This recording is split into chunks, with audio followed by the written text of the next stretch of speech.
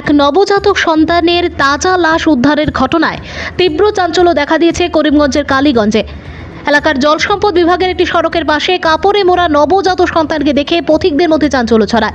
কে বা কারা এই শিশুটিকে এখানে রেখে পালিয়ে গেছে এমন প্রশ্ন দেখা দেয় জনমনে। তাছাড়া অনেকের ধারণা হয়তোবা এই নিষ্পাপ শিশুটি কোনো অবৈধ মা বাবার সন্তান হতে পারে। লোকলজ্জার ভয়ে এই শিশুটিকে সামাজিক মর্যাদা না দিয়েই সড়কে ফেলে দেওয়া হয়েছে এমন অসংখ্য প্রশ্ন জেগেছে স্থানীয় জনমনে। পরে শিশুটিকে উদ্ধার করে কালীগঞ্জ প্রাথমিক স্বাস্থ্যকেন্দ্রে নিয়ে যাওয়া হলে কর্তব্যরত চিকিৎসক শিশুটিকে মৃত বলে ঘোষণা করেন। বর্তমানে এই নবজাতকের লাশ হাসপাতালের মর্গে রাখা রয়েছে। ভানুচন্দ্রের রিপোর্ট। এরকম ঘটনা আর জীবনেও ঘটিছে না।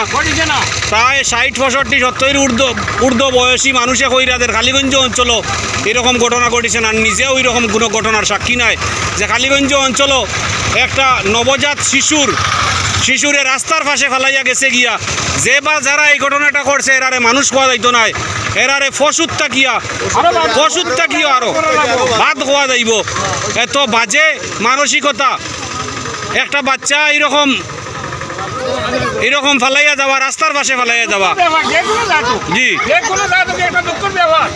একটা বাচ্চা যদি তুমি যদি ফসব দিয়েছিলে হসপিটালের আসলে লইয়া যাব রাস্তা কারণ বহুত মানুষ লইয়া নেরা আসুন লইয়া নিরাও না বাচ্চাটা কোটি টাকা খরচ করিয়া মানুষের সন্তান ভারনা, বাচ্চা ভারনা, আওলাদ ভারনা, সারা সম্পত্তি ত্যাগ করি লইব।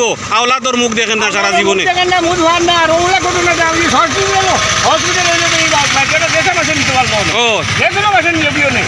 কিন্তু অবৈধ কাজটা করছে আমরা বদনামি বানাইবা লাগে। আমরা এই এলাকাতে হয়েছে না কোনোদিন এই বদনামিটা খিচা লাগে করে টানা ইনকোয়ারি করি দেখো আমরা এই এলাকার টাকাতে যাবো ইনকোয়ারি করি দেখিয়া এর লগে আমরা অনুরোধ করমু যে কালীগঞ্জ অঞ্চলের সব মানুষ যদি সচেতন হয়ে যান গিয়া, সবর যদি জানাজানি হয়ে যায় এই ঘটনাটা, তা হইলে সবে যদি খেয়াল রাখেন তে অগর হগর ওলা খবর রাখলেও বারোই যাব গিয়া।